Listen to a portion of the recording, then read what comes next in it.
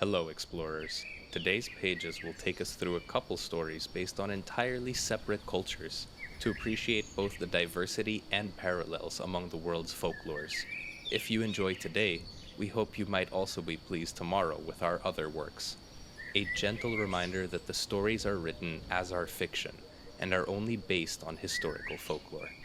Feel free to comment what you might already know about tonight's topic, though, and how you learned it. We're very glad to have you here. On to our folklore stories. The day begins long before the sun climbs above the horizon. The desert is still holding the night's chilly air close to the ground, and the prairie grasses glimmer with dew like tiny beads. A healer steps out from her home, wrapped in a thick robe that smells faintly of cedar smoke, and sets about coaxing the morning into balance. She carries a small clay bowl, simple and practical, with a few coals nestled in its belly. Onto these she places dried sage, a twist of cedar, and a braid of sweetgrass, the smoke curling upward in lazy ribbons. The air changes almost instantly. The sharp bitterness of sage, the resinous punch of cedar, and the sweet hay-like fragrance of grass mingle together and hang over the village like a protective shawl. Children wrinkle their noses, but they breathe it in anyway. The smell is their sign of safety. The healer moves slowly, not because she is old, but because each gesture has weight. She waves the smoke around doorways, letting it cling to lintels, sweep under thresholds, and curl against the low eaves. Dogs shake their coats and sneeze dramatically, adding their own commentary to the ritual. The smoke doesn't just smell pleasant, it carries intention. Sage is for cleansing, cedar is for strength, and sweetgrass is for calling good spirits. Together they remind the land and its people that the day starts with not just labor or food, but with balance. Inside one of the homes, a man coughs, his chest rattling like a loose drum. The healer steps through the doorway, her bowl leaving a trail of fragrant haze. She waves the smoke over him, murmuring soft words that sound like a cross between prayer and a story. He sits, letting the smoke roll into his lungs, coughing again but smiling faintly, as if the taste of herbs is already shifting something inside him.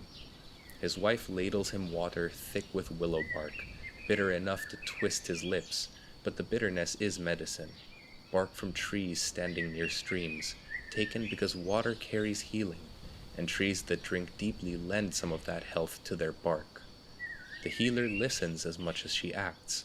She notes the man's eyes, the color of his lips, the way his breathing catches. Her hands rest lightly on his ribs, not pressing, just learning. The work of a healer is as much observation as it is ritual. Smoke does its work on the unseen, but eyes and ears do the work on what is plainly there. She straightens, nods, and tells the wife to brew more willow, stronger this time, and to heat stones for the man to hold, so warmth can ease what smoke and bark cannot. When she steps back into the dawn, the world is beginning to brighten. The eastern sky burns with faint orange clouds, warm like the embers of a fire. She hums softly, letting her tone rise and fall with a cadence that seems to weave into the birdsong. Healing songs are not always grand chants. Sometimes they're little murmurs, sung while walking paths, collecting firewood, or feeding animals. Their power lies not in spectacle, but in consistency, the way a mother's lullaby comforts, not because of the words or the rise, but because it's always there when it's needed. Elsewhere in the village, the smell of breakfast wafts through the air. Corn cakes pressed against hot stones, broth bubbling faintly with deer meat and wild onions. Even these are part of the healer's world, because food is medicine long before herbs or chants. Children run past with their fingers sticky, with bits of bread all over, while elders watch with dry humor. One remarks that the healer's smoke seems to make even their stubborn grandchildren behave. The healer snorts and waves her hand. The healer pauses near the edge of the village, where the land stretches wide and empty. She places a pinch of cornmeal on the ground, a small but deliberate gesture. It is an offering not to illness but to balance, a reminder that healing happens not only in the lungs or the bones, but in the relationship between people and the land. She whispers words and lets the desert carry them off. A breeze stirs, carrying the smell of smoke outward into the open country.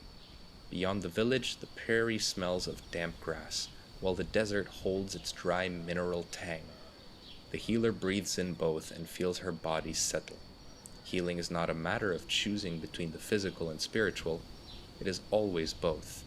She laughs quietly to herself, amused at how stubborn illnesses can be, like guests who won't leave after dinner, and how much patience a healer must carry. By the time the sun edges over the horizon, the healer has completed her morning round. The smoke lingers faintly on every surface, clinging to hair, blankets, even the dog's fur. The song she hummed blends into the rhythm of daily chores, the scrape of grinding stones, the thump of wood being set into place, and the soft mutter of conversation. The healer sits again finally, bowl empty but robe scented heavily, and lets herself feel the warmth of the new sun on her face. Healing, after all, begins here too, with the act of enjoying the rays and reminding the body that it belongs to the world. The healer's day rarely stays within the walls of smoke and song. Soon enough, she's called to where her hands are needed directly. In the shade of a cottonwood tree, a young man sits stiffly, his jaw clenched against pain. He fell from a horse the day before, an ill-timed tumble that ended with his shoulder striking the packed earth hard enough to make the whole corral wince. Now he sits cradling his arm, the joint swollen and stubbornly out of place. His mother hovers nearby with a bowl of cool water while the healer kneels and examines the injury. Her hands are thin and lined with age, but they know the language of bones.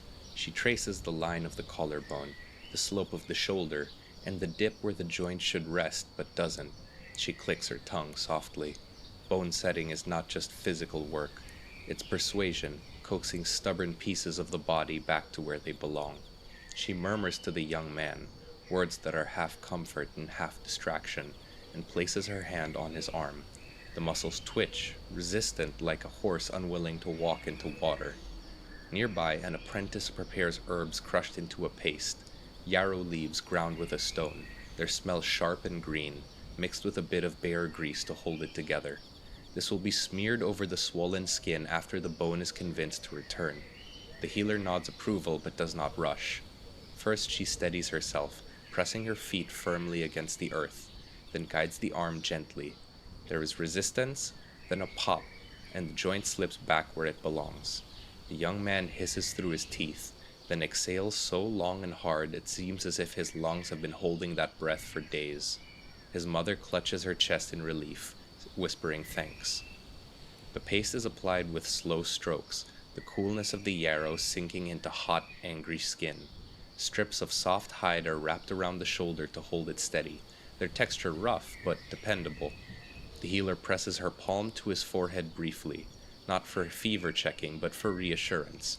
Touch is medicine too.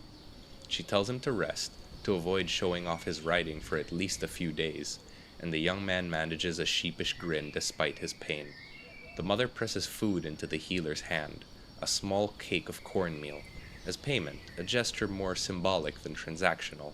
Healing is a big part of the community. Everyone knows the depth is already shared.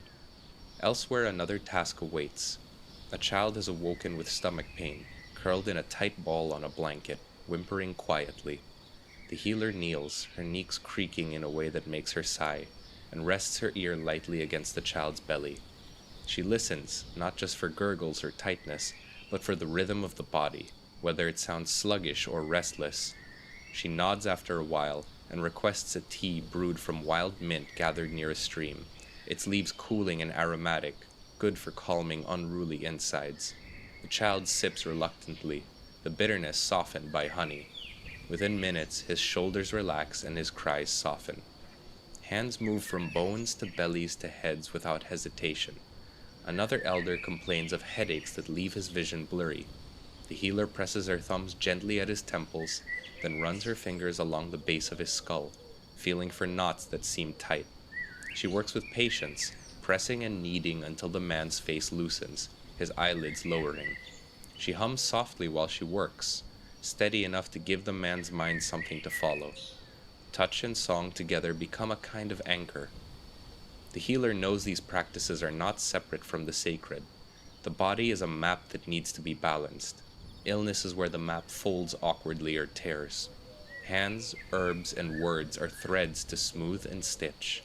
Sometimes the work feels ordinary, resetting a shoulder, rubbing mint oil into a child's chest, pressing sore muscles, but always beneath it runs the knowledge that the body is more than flesh. These are signs that are as much as symptoms. To tend to them is to speak to the body and the spirit at once. She moves from person to person, as though following an invisible string, always pausing long enough to let her presence do a part of the work. And her hands carry memories with them. When she presses against an elder's back, she recalls her own mother doing the same, whispering words of encouragement while rubbing warm bear grease into a bruised rib. Healing is like an inheritance to her, passed through each generation, about learning the contours of bones and the textures of pain. By afternoon, her robe smells not only of cedar smoke, but also of yarrow, mint, grease, and sweat. She rests briefly, sipping water flavored faintly with juniper, and watches the village pulse with activity. Children chase dogs, men repair tools, and women grind corn. The air is humming with life, and within it she feels the subtle undercurrent of balance restored. The young man with the mended shoulder laughs with his friends. The child with the quiet stomach naps, sprawled under a blanket. The elder with the headache sits upright, muttering complaints about his vision, but clearly less burdened. These are the small victories of the hands, not miracles, but continuations, the body reminded of its natural design.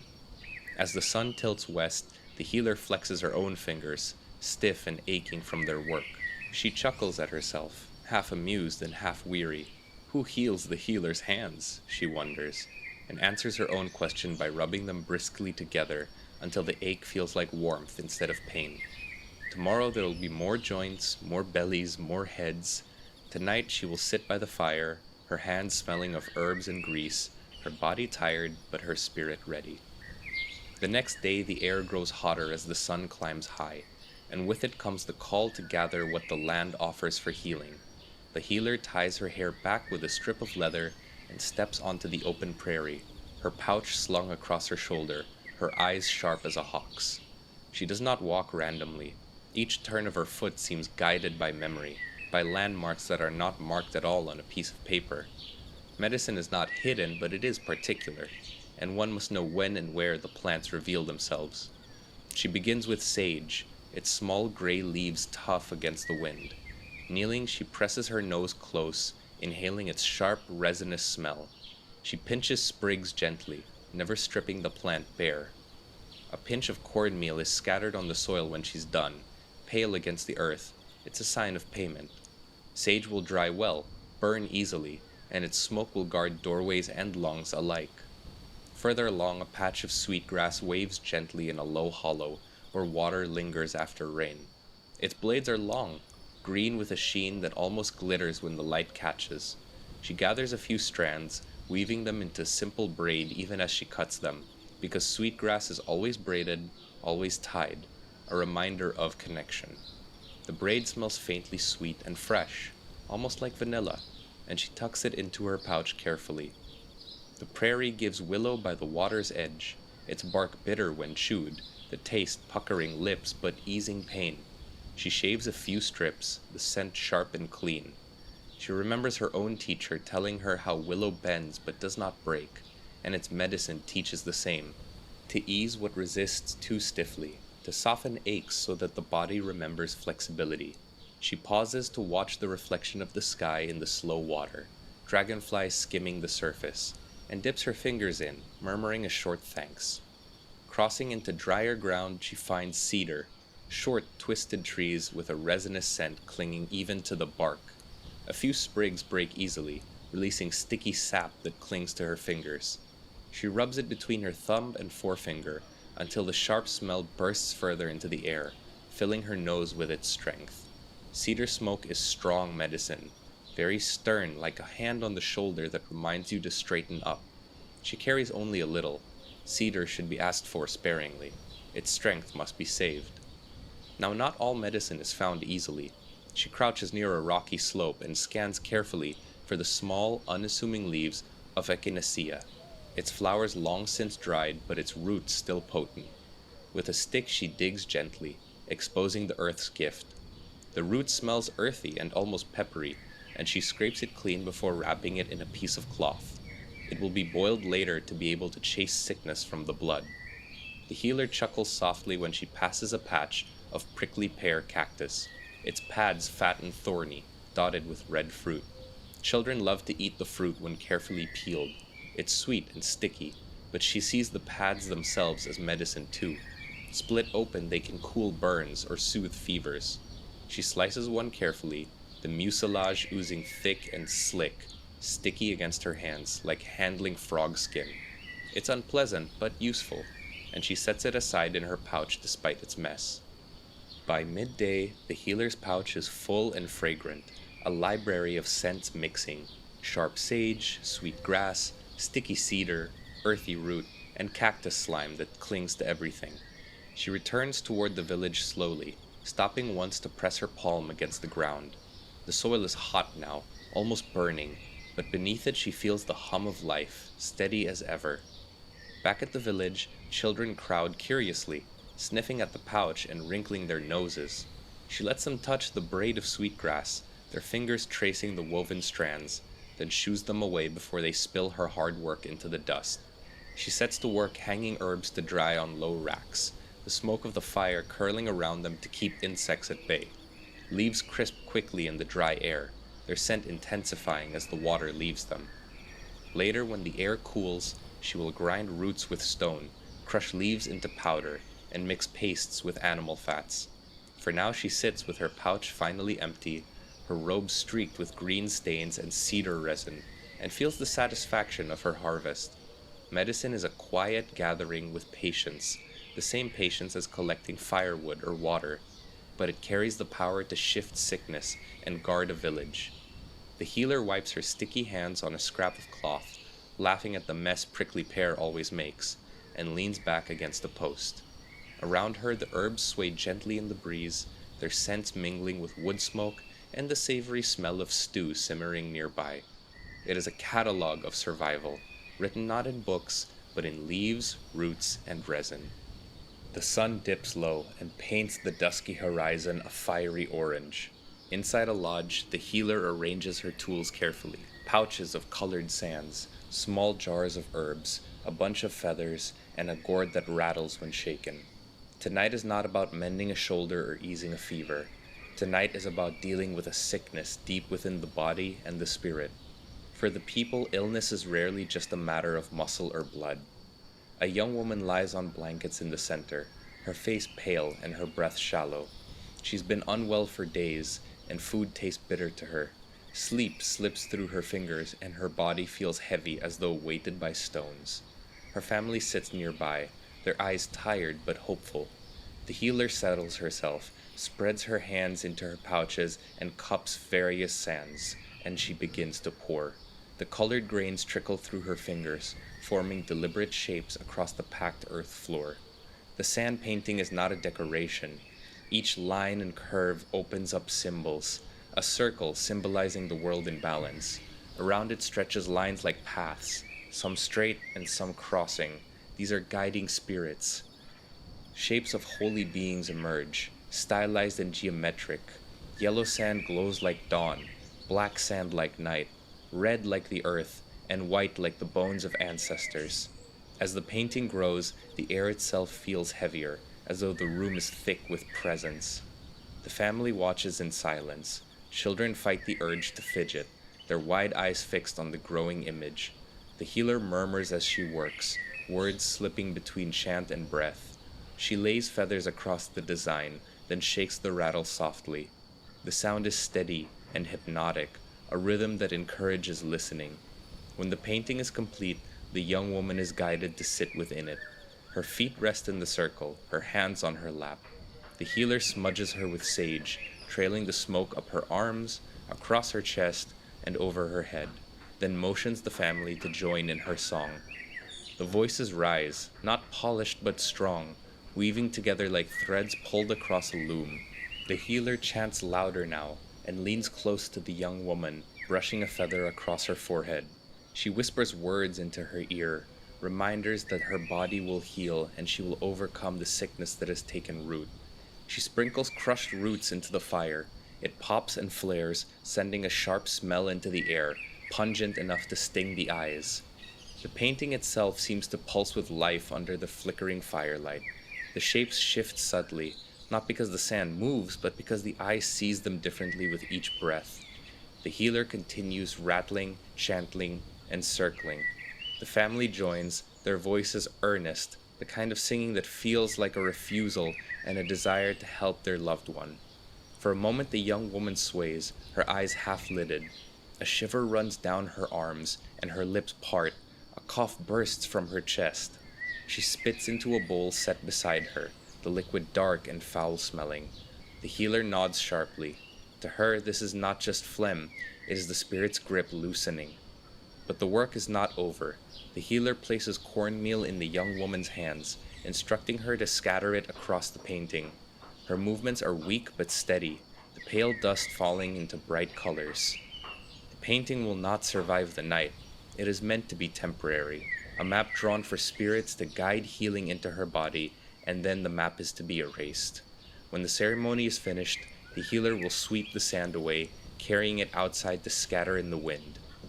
The young woman leans back, her face less tight and her breathing deeper. Her mother touches her hair gently, eyes wet but smiling.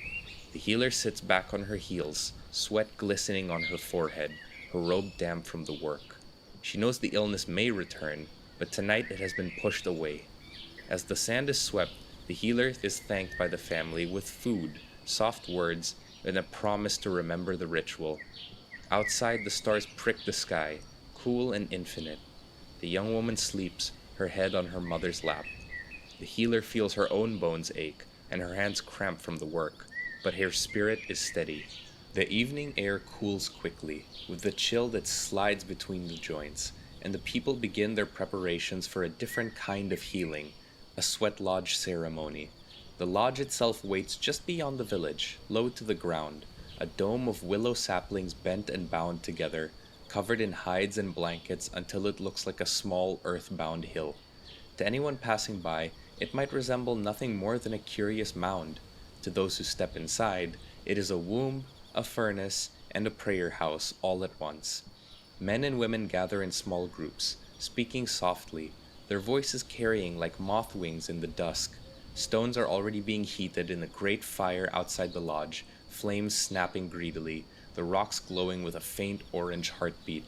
These stones are older than any person, drawn from the earth. When heated, they do not just radiate warmth, they carry memory.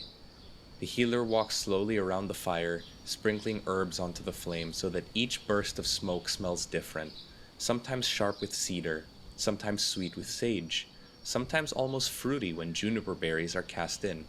The smoke clings to hair and clothes, sinking deep into the fabric. The people breathe it in with reverence, even when it makes their eyes water. When the stones glow red, they are carefully carried with pitchfork-like poles and laid inside the lodge's central pit. The hiss of heat escaping is sharp. The participants step inside one by one, crouching low to fit through the small entrance. The air inside is dark, thick, and closed with the promise of heat. Blankets are dropped across the entrance, and suddenly the lodge becomes a sealed world, shut off from the stars and wind. At first it's quiet, so quiet that one can hear hearts beating and the rasp of breath. Then water is ladled onto the stones, and the hiss is immediate and violent, followed by a swell of steam so dense it feels like the air has gotten that much heavier. The heat clings to skin and pushes into lungs, pushing sweat down the temples. Some cough softly, some hum low to distract themselves, but all endure. The healer begins to sing, her voice thin but strong, and the steam seems to pulse with her rhythm. Others join in, and the chant seems to vibrate in the chest. The rattle shakes, feathers wave, and voices rise. The smell of cedar smoke still lingers, mixing now with the raw salt of human sweat. And in the lodge, the senses sharpen. The heat is overwhelming, but in it, clarity comes. People pray aloud, voices breaking as they name their hurts or illnesses, or whispering names of kin they hope to help. Some prayers are as short as a sigh, others stretch long and winding, like rivers finding their way back to sea. Tears mix with sweat, indistinguishable in the thick air. The healer ladles water again, steam rushing upward like a living thing, pressing everyone down. In this space, people are children again, enclosed and remade. A cough shakes into laughter, laughters into song, song into prayer, until the lodge feels more like a beating, pulsing heart filled with memories, feelings, and thoughts. When the door flap is lifted for a brief moment, the rush of cool night air slices through the steam. The contrast makes the body shiver, then ache for the heat again. The flap closes, darkness returns, and the cycle continues. Water on stones, the hiss of steam, and a chant. The body endures waves of discomfort until it feels cleansing. Time feels strange inside the lodge. A few minutes stretch into eternities. Eventually, the final ladle is hissing on the stones, the last chant fades, and the flap is lifted for the last time. People crawl out into the night on hands and knees, blinking at the stars as though they've never seen them before. The air feels impossibly cool, the ground is soft, and the sky is wide. Outside, bowls of cold water are ready, splashed across faces and poured down throats. The taste is sharp and more delicious than any feast. People laugh and stretch their limbs, coughing and clapping one another on their backs. The exhaustion is real, but it is clean and it feels like it's been rewarded with strength. Their bodies feel lighter. The healer sits by the fire again, her robe damp with sweat now, and her hands resting loosely in her lap. Someone hands her a bowl of broth, rich and savory, with some greasy marrow. She drinks deeply, savoring the flavors, letting it replace what was poured out of her. The lodge stands quietly behind them, its blankets sagging and the stones cooling in silence. Tomorrow it will be dismantled, remade, or left to rest, but tonight it has served its purpose. The night hums with insects, and the wind smells faintly of sage. The night continues onwards as cool sweat clings to the forearms of the people who stepped out of the sweat lodge. They gather in a wide clearing where the ground is tamped flat from years of feet pressing into it, a round place made so earth and sky can meet without anyone in between.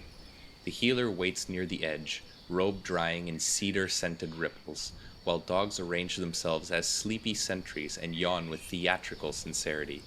Someone brings out the stew pot, someone else a stack of wood, and for a few minutes the village hums like a kitchen that has decided to move outdoors. Drums come out of their bags, tight hides stretched over wooden frames, creaking like old door cords. The first beats test themselves, tap, tap, pause, then settle into a pulse that finds rib cages and requests tenancy as they rattle. Someone says the drum is the village's other heart. The joke is older than the drum, but it loosens the shoulders.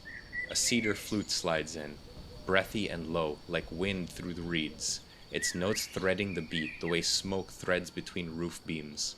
The air tastes of juniper and dust. There are songs meant for everyone and songs that stay home behind careful lips. Tonight chooses the first kind. Voices step in without ceremony. Women high and clear, men low and steady, children a half-beat late but determined to catch up. The healer does not count this as entertainment. Song and movement is its own form of medicine, after all.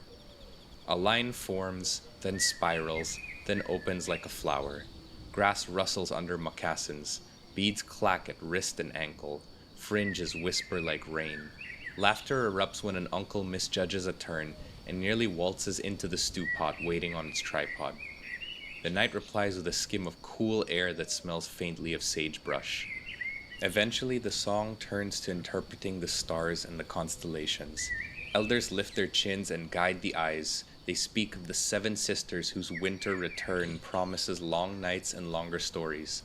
They trace the Big Dipper arcing towards the North Star like a ladle eternally seeking a home. Among the Dine, sky figures map the orderly making of the world, so people remember how to behave like a part of it. Among the Lakota, the stars are a nation that mirror the camps below. A person walking on the ground is, by design, walking among the lights. A boy asks if a drum can speak to the stars. His aunt says it can, but the stars are polite and let people speak first. The boy nods solemnly, then dances harder as if a compromise has been reached. Somewhere, a mosquito tries to make a theological point about shared blood and is swatted into silence. The healer rises, not as leader, but as a hinge, and circles the outer rim of the dancers with a fan of feathers. From a small coal pan, she draws smoke with slow sweeps, guiding it towards knees that ache and backs that complain. The fan makes a hush when it moves. With each pass, the dancer's shoulders drop, steps lengthen, and the circle settles into a smooth groove. A heavier thought loiters at the edge of the clearing. Night dances answer it without naming it. The drum tightens a notch, and singers choose a melody that climbs like a ladder and returns to the path. Feet answer automatically, and the body is reminded of its place in the group and how it should belong. A child falls briefly out of step, grins at the mistake, and is gently absorbed back into the current. Gestures appear that look like decoration to strangers and feel like instructions to those who know them. A palm lifted to the sky at the end of a verse, returning what you borrowed. A step crossing the body and uncrossing. A turn towards the east between songs, greeting the early tomorrow. None of this is exotic. It's all practiced sense for the people. The song then changes gait, and the drum rolls like hooves on packed ground, then settles into a heartbeat. Feathers flicker at shawl edges. Eagle plumes stay where they belong. A singer's voice frays and is caught by another before it falls. Young men test an extra flourish so aunties will have material to talk about later. Between songs, an elder offers a short tale that winks at trickster without giving it the stage. A fox who learned to dance too well and discovered that applause, while flattering, does not cook the supper. Pride loosens and so do shoulders. A woman who has not laughed in weeks lets out a sound that startles her, then laughs again. The healer pauses at the stew pot to sip some broth, tasting of bone and onion.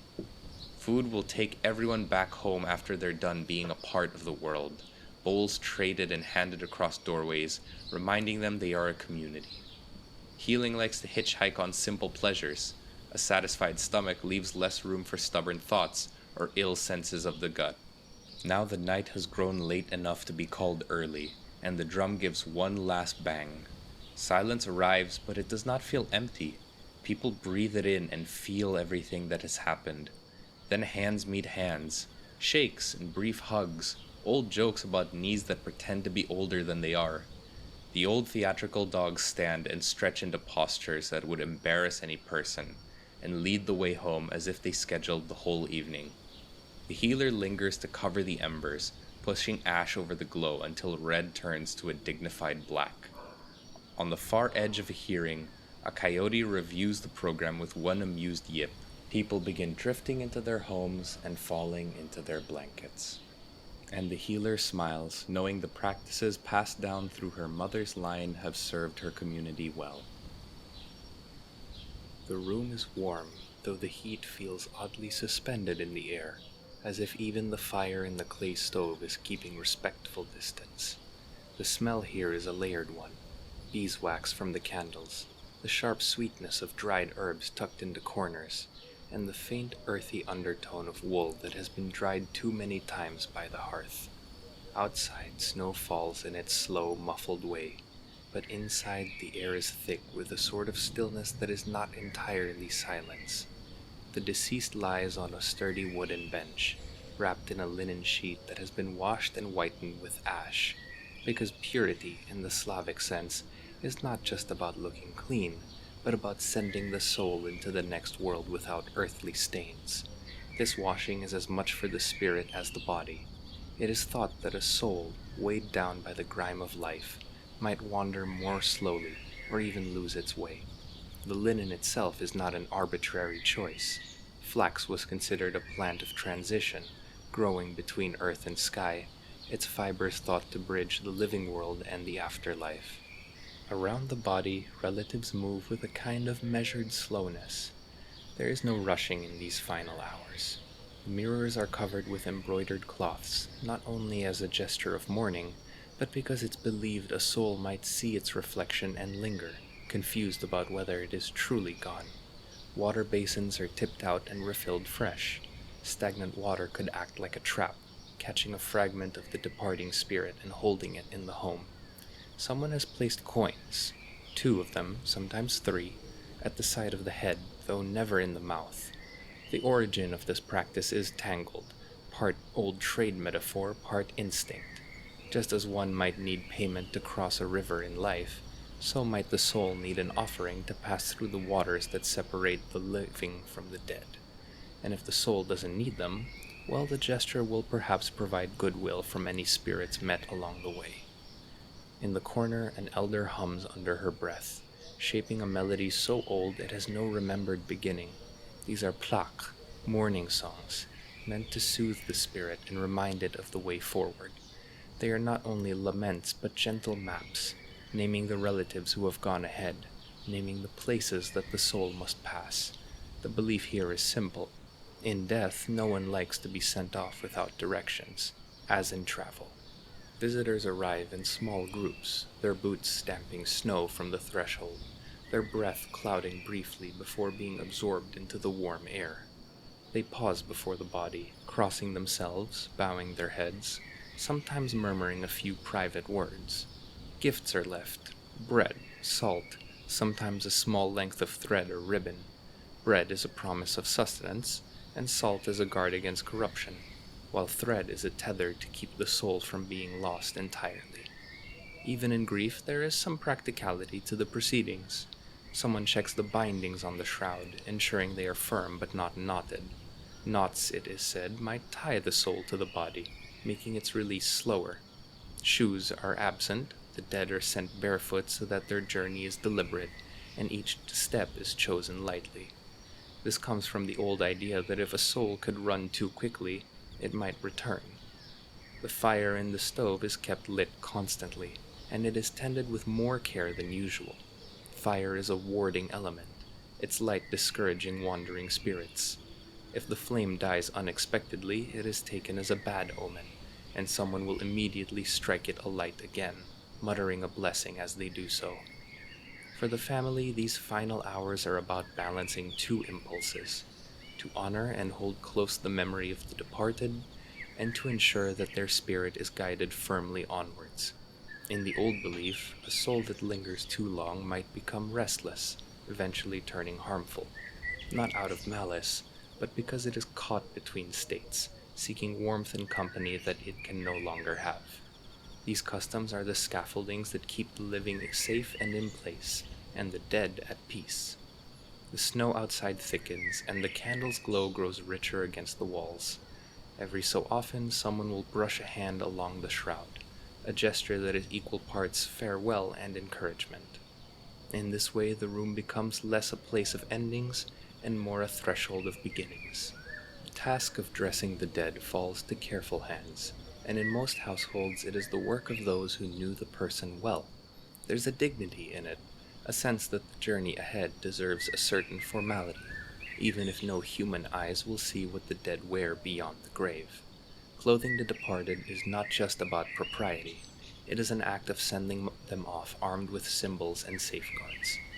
The shroud is always the foundation, traditionally linen. It wraps the body like a second skin, smooth and seamless. Linen is not only durable, it is believed to confuse malevolent forces by binding the body in something that carries no trace of wealth or vanity. Everyone, regardless of status, becomes equal in linen. For men, a clean shirt and trousers might be placed beneath the shroud, sometimes even a belt, because in the old view this was a marker of vitality and control over one's own strength. Sending a man into the next life belted meant sending him with his vigor intact.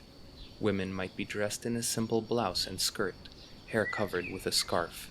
Covering the head shielded the soul from being tugged through the crown by restless spirits. Shoes are a subject of some disagreement. In many regions, as mentioned, the dead are buried barefoot.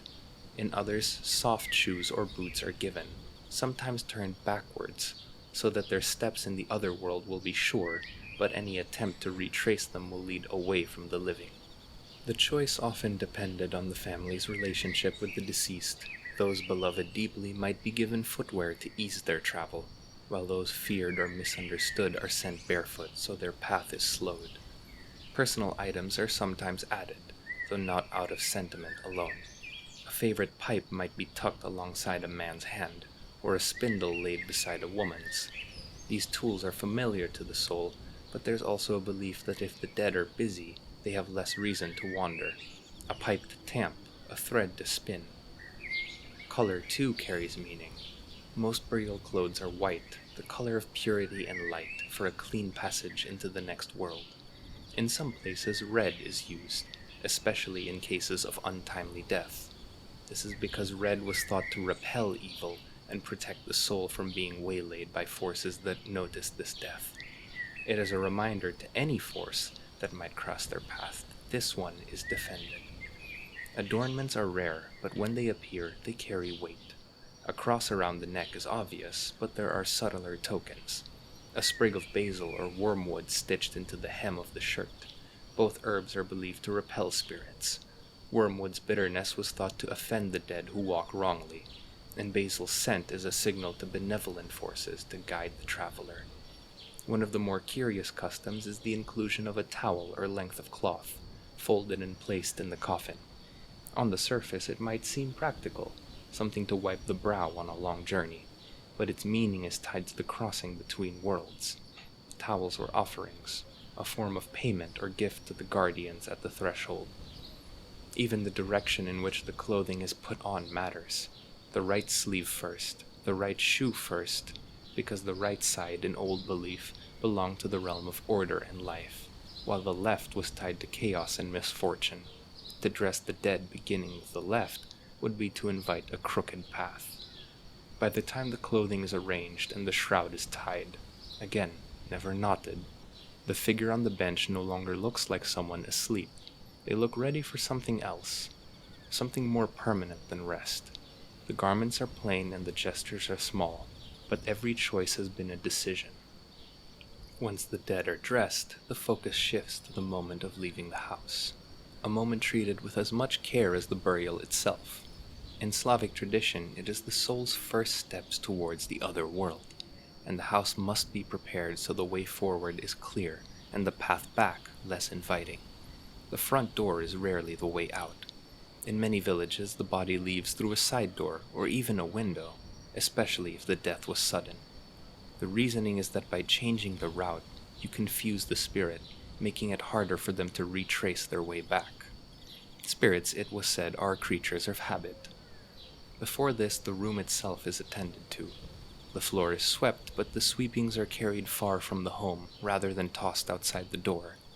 To leave them close by would be to give the spirit a path, each bit of dust like a breadcrumb. The windows are sometimes cracked open, even in winter, so the soul can take an easier breath before beginning the journey. A small bowl of water may be set near the head, not for washing, but as a parting refreshment. A sip to a spirit was thought to steady it before they crossed into unknown terrain. One of the more deliberate acts is the stopping of clocks. Every timepiece in the home is paused at the moment of death, its pendulum stilled or its hands set aside. The reasoning here is layered. It marks the end of the person's earthly time, but also prevents the soul from becoming tangled in the rhythms of the living world. A spirit bound to the house's clock might drift in endless repetition. Before the body is moved, prayers are spoken, not just the ones from the church, but older phrases passed through the generations, half blessing and half reminder. These are spoken firmly, the way one might speak to a loved one reluctant to set out on a long trip, with affection, but no room for negotiation. In some households, the elder woman will circle the body 3 times, murmuring protective words in each turn. This is not an arbitrary number, it is the number of completeness, a balance between beginnings and endings. Iron objects are often placed discreetly near the coffin. An axe at the threshold, a knife under the bench. Iron in old Slavic thought was the enemy of unclean forces, not because of its sharpness, but because it was born of fire and stone, elements that purify. Even if the spirit is well-meaning, These charms stand as a guard against anything that might be drawn during the transition. When the bearers lift the coffin, they do so with the feet first. This isn't just tradition, it's strategy. If the dead leave looking back into the house, their gaze might linger, and with it their attachment. Leading with the feet sends a clear signal. The way forward is away. Sometimes the coffin will gently tap the doorframe on the way out, as a symbolic goodbye to the home itself. The path from bench to door is often sprinkled with grains, rye, oats, or wheat, because the soul, like the supernatural beings in many Slavic tales, might be compelled to count them. This is a kindness as much as it is a safeguard. It keeps the spirit's attention focused on something simple and steady until they've crossed completely. Once the coffin has left the house, the doorway is swept again, and the broom's bristles are held upward for a moment before it's put away. This is to block the path back, to tell any lingering presence that the house is now closed to them. The cold outside feels sharper after the still air indoors. Breath clouds around the bearers as they step onto the snow-packed path, their boots crunching in unison. Behind them, the house stands a little different. Not empty, but lighter, as though some tension in its beams has been eased. Those left inside begin quietly uncovering mirrors, rewinding their clocks, and setting water to boil. Life resumes, but in measured steps, for the soul is still on its way. The procession moves at a deliberate pace, not because the road is treacherous, though in winter it often is, but because in Slavic burial tradition, speed is an insult to the dead. A hurried farewell was thought to confuse the soul, making it believe it was being chased out. The road to the cemetery is not merely a route, it is a symbolic corridor between realms. Snow underfoot has its own voice here, the soft crunching of boots in rhythm with the muffled thud of the coffin's weight shifting in the bearer's hands. The air smells faintly of smoke carried from the village chimneys, mixing with the sharp cold that catches in the chest. Breath rises in clouds from both mourners and the horse pulling the small cart that sometimes carries the body when the distance is long. Even the horses seem to sense the importance of the work, their usual flickering and impatience subdued to a steady gait. The order of the procession follows unwritten rules. At the front walks someone carrying a wooden cross, not only as a Christian symbol, but as a marker of the soul's passage. In older belief, it also acted as a signpost to wandering spirits. Behind the cross comes the coffin, lifted by kinsmen or close friends, always an even number of bearers to keep balance in life and death.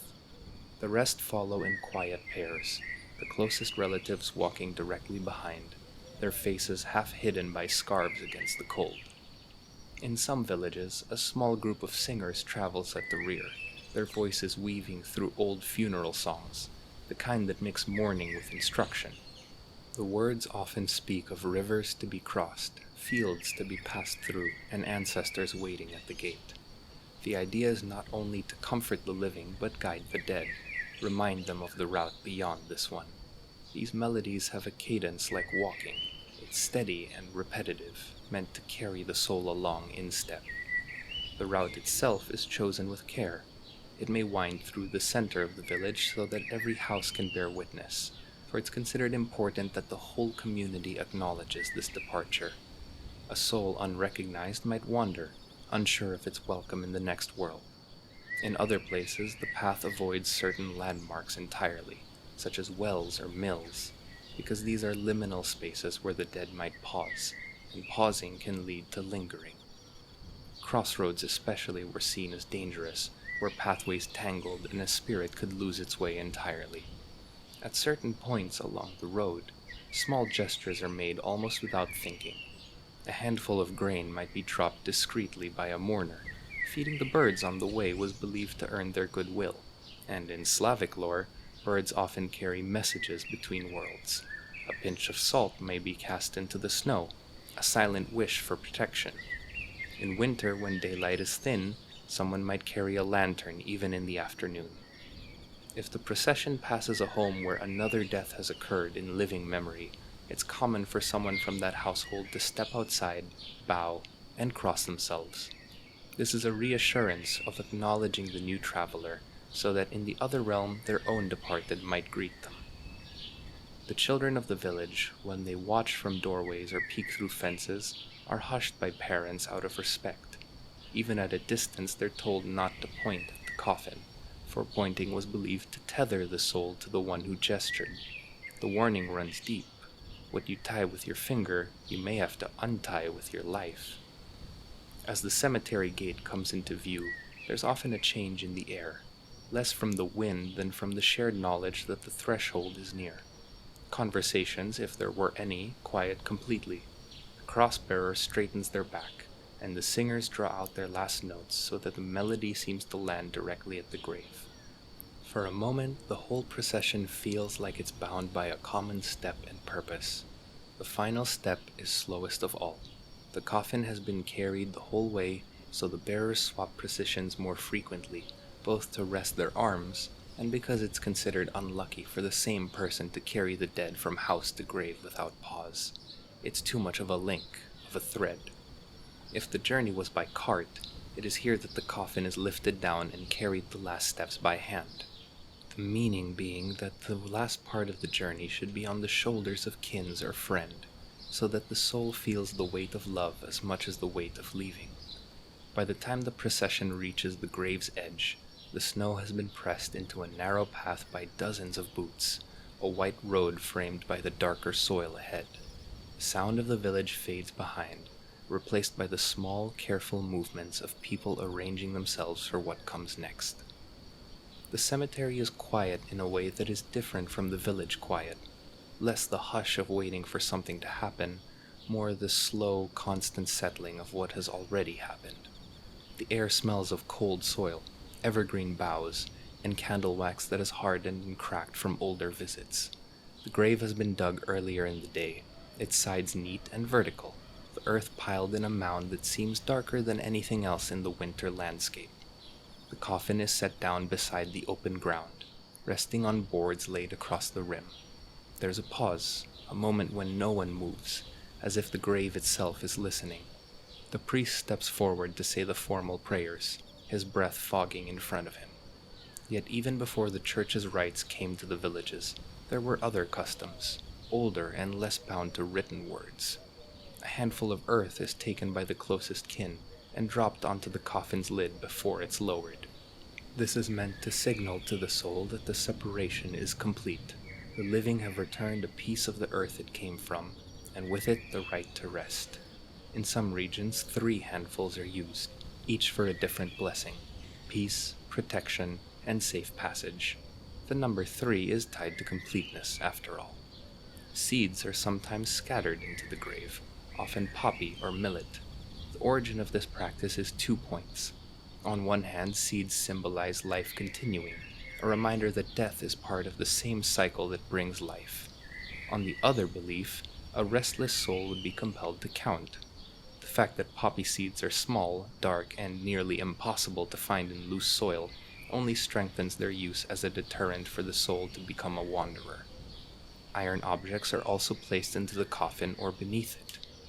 A knife, a nail, or even a simple horseshoe will do, each carrying the same promise: you are protected. In some areas, a towel or length of cloth is laid in as well. And as the coffin is lowered, care is taken to keep it level and steady. A sudden drop, even by accident, is met with murmurs. It is a bad sign, a jolt that might wake what should stay at rest. The ropes are pulled up quickly, coiled neatly, and never allowed to be stepped over. To cross a rope that has touched the dead is to risk drawing some of their fate onto yourself. When the earth is shoveled back in, it is often done in layers. The first few shovelfuls come from the closest family, each one deliberate, the sound of soil on wood muffled by the snow. Then others take over, the rhythm building until the grave is filled. In older practice, the mound was sometimes shaped with a slight ridge, because it was thought the dead would press upward in their settling, and a higher mound would flatten naturally over time, rather than sink into a hollow. Evergreen branches might be placed over the mound once it's finished. Evergreen was chosen not only because it endures in winter, but because it was seen as a bridge between worlds. green in the land of frost, living in the place of dead. There is often one final gesture before the group turns to leave. It might be the lighting of a small candle, or it might be a whispered farewell, spoken so softly that only the cold air carries it away. It is meant to be a beacon for the soul on its first night in unfamiliar ground, to show that the living have done their part, and now the rest may begin. When the last tool is gathered and the path out of the cemetery is clear, people take care not to look back. Looking back was believed to invite the dead to follow. Roots press a new track into the snow, the sound of them fading until the cemetery's silence takes over again. The first stop after the cemetery is not always home. More often, the mourners move together towards a single house, sometimes the home of the deceased, sometimes that of their close relative, where a table has already been set. The air inside is much warmer, carrying the smells of rye bread fresh from the oven, steaming bowls of barley or mushroom soup, and the faint tang of pickled vegetables waiting in their brine. This is the pominki, the funeral feast. It is as much a ritual as the burial itself, and like every ritual, each part has its reason. The first and most important is that a place is set for the one who's gone. A chair, a plate, and a cup was quietly set at the table. Sometimes it was filled, and sometimes it was empty. Though the spirit was told and taught not to return, it is a gesture that speaks to the belief that the spirit may still be near, and should be welcomed one last time if they wandered regardless. To deny a place would be to send the departed away abruptly, and that might linger in resentment for the spirit. The dishes served have their own symbolism. Bread, as always, is life and sustenance, and the salt is purity, a protection. Kutya, a sweet grain pudding made with honey and poppy seeds, is common. The honey is a wish for a sweet journey, and the poppy seeds a subtle nudge for the soul. Fish may appear on the table, its silver skin and movement through water tied to the idea of crossing into the other world. Drinks are poured not only for the guests, but for the absent one. A glass of vodka or horilka may be raised and tipped slightly towards the empty chair. In some households, a small amount is spilled onto the floor or into the fire, an offering to the unseen. A blend of farewell and blessing. It is a payment of sorts, a recognition that part of the meal belongs to those who cannot eat the way they used to. The conversation at the pominki is rarely heavy throughout. There are moments of silence, but also a moment where laughter slips in, often in the form of stories about the departed. A shared joke about their habits, an affectionate grumble about their stubbornness. These are not seen as disrespect, but as binding threads in the tapestry of memory. The belief here is that remembering the dead as they truly were helps them stay settled. Music may follow, but never in the boisterous sense of a wedding, for example. Instead, a quiet song or the low hum of a familiar melody might drift around the table. These are not always funeral songs. Sometimes they are the tunes that the deceased enjoyed in life.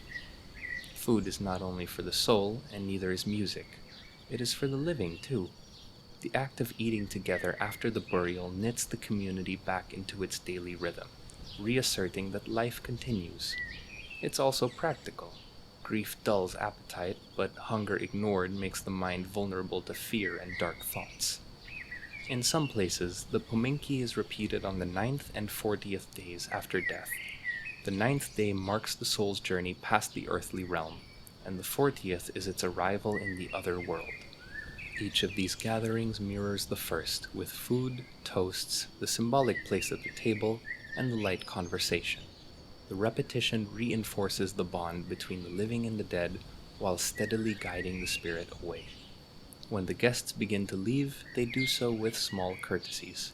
A blessing at the door, a parting handshake, or a promise to visit soon. No one leaves in haste.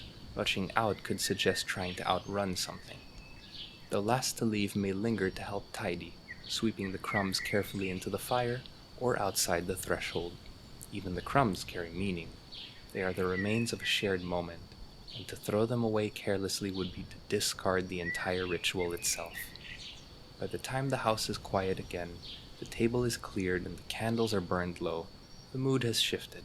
The grief is still there, but is now given structure by meals and stories and song. The empty chair remains a little longer until someone moves it back quietly to its usual place. Even after the grave has been filled and the pominki has been held, the work of guarding the dead continues. In Slavic tradition, burial is not the final step. The days following are a liminal stretch where the soul is in motion, and during this time, the village takes on small but deliberate measures to keep the separation intact. The first 3 days are considered the most delicate. It's believed that the soul is still lingering close by, so candles are kept burning in the home during this period to guide the spirit away without letting the darkness take hold. Light in these beliefs is a form of boundary. On the 9th day, the soul is thought to pass beyond the earthly realm. Until then, windows may be left slightly open during the day, allowing it to come and go without having to pass through doors. This custom of an open window stems from the idea that the air itself is a carrier. There are also protections meant specifically to discourage a return. A broom may be placed bristles up, and salt is sometimes sprinkled across windowsills and door frames, acting as a barrier and purifier. The family avoids certain behaviors during this time. No sweeping under the table, lest the soul be brushed away prematurely. No sewing, because the needle's piercing could bind the spirit into the home the way thread binds the fabric. And mirrors remain covered until the 40th day. The belief that the spirit might see itself would undo all the work. The 40th day is key. As it marks the soul's arrival in the other world, it allows them to take their place with the ancestors. Until then, the world is still tempting and within reach. And food continues to play a role in the watchfulness. Small portions are set aside from meals, sometimes placed on the windowsill or at the krasny ugol, the beautiful corner of the home where icons are kept. It's a tether of kindness, ensuring that if the soul visits in its lingering, it is fed and sent on its way content and happy. In rural areas, these offerings are also left at crossroads, a place believed to be busy with passing spirits, so that guides might be found for the traveler's final journey. Community vigilance is part of the custom. Neighbors check in during these days, sometimes under the guise of ordinary errands. A shared pot of soup, a visit to help with chores. These are acts of support, but they also give people a reason to notice if anything feels wrong in the house. A sudden chill, the lingering scent of soil where none should be, or a door found open. The cemetery, too, is not forgotten. On certain days, someone from the family will return to tidy the grave, clearing snow or placing fresh evergreen boughs. Tending the resting place reminds the soul that it is cared for. By the time the 40th day arrives, the household is ready to mark the transition. Another small feast is held, with the same symbolic place at the table for the departed, though now it is more of a send-off than a warm invitation. As prayers are said and candles are lit, the coverings are taken from the mirrors. The belief is that by now, the soul has found its place among the dead, and the home can open itself fully to the living once again. The protections are not discarded entirely. Garlic braids stay above doorways, and a pinch of salt is still kept in the corner of a windowsill, but they become part of the background, absorbed into the rhythms of daily life. For all the care taken in those 40 days, the mood shifts from vigilance to memory. What was once a guard against return becomes a quiet honoring of old connections. The customs that shape this long, gentle goodbye are not grand. They are slow and rooted, like hand-me-down shoes that walk the same path. They teach that memory is not a frozen monument, but a living gesture. A crumb on a windowsill, a whispered name, or a candle whose flame leans just slightly out of the door. Thank you for your time. Good night.